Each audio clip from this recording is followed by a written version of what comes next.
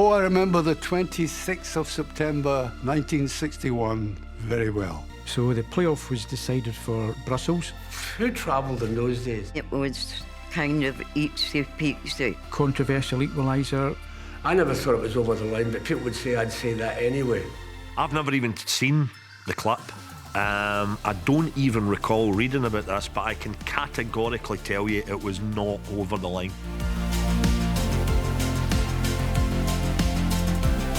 We didn't really fancy Australia. I mean, who can play football down under? I look at the Australia team, I was like, two of these guys are from Forfar. Like, what? The right back, it said unattached.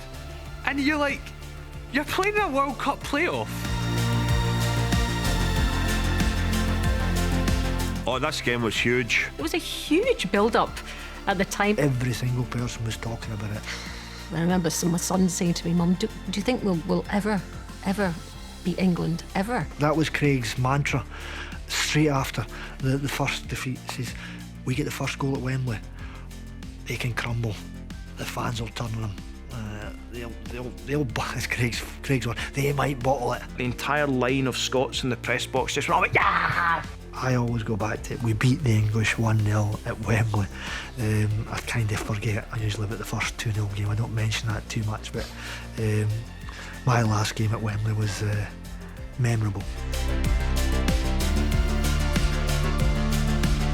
When you get Holland, you're like, right, okay, it's going to be a big ask for us to get through it. I don't think we could have got a tougher draw. You maybe hope, maybe get a 0-0, maybe get a draw and just keep the tie alive.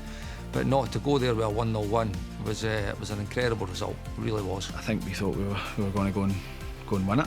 I just remember that day at school, I couldn't even eat my lunch. I was so sick with nerves. You know, and the fans always arrived early. You know, they got the early flights, they got their drinks, and got into the ground early, so they were in jubilant form. And yeah, unfortunately, kick-off came. It's like prodding a line through the cage. Gnim's one word for it, there's other words that I could use. Yeah, disappointment, complete disappointment, but as always, when you get to the end of that, so there's nothing you can do about it. You reflect and you move on, you know, and you look forward to the next campaign. Unfortunately, we missed out on a major tournament, but when you're at that age, you think, it's all right, we'll get the next one. We'll get the next one. And history tells you that we didn't get the next one, or the next one, or the next one, or the next one. I was having to do updates every sort of, 15-20 minutes. I'm going off my head here. I'm taking it too far. You knew this was going to happen. Then the nerves just kick in, and I think that transferred onto the performance. Every time Serbia went forward, so you're like this, you're like no. I couldn't handle the penalties. At first, I was just having palpitations. I was sitting at home watching it myself, bite my nails. I was probably more nervous than they were. I watched penalties like this. I remember saying to my wife, this is not going to happen for us. I'm almost inured to a defeatist attitude about it. Oh, I'm shouting at the telly and the dogs are shouting at me, the dogs are barking, and it's just, it's an awful experience sitting in the house by yourself watching penalties. They made me hit my living room roof whenever one of them hit the back of the net. Tears. You can even see me now talking about it, welling up. It was brilliant. It was actually his big toe that did it. Right, well, let's get a place in this museum for David Marshall's big toe.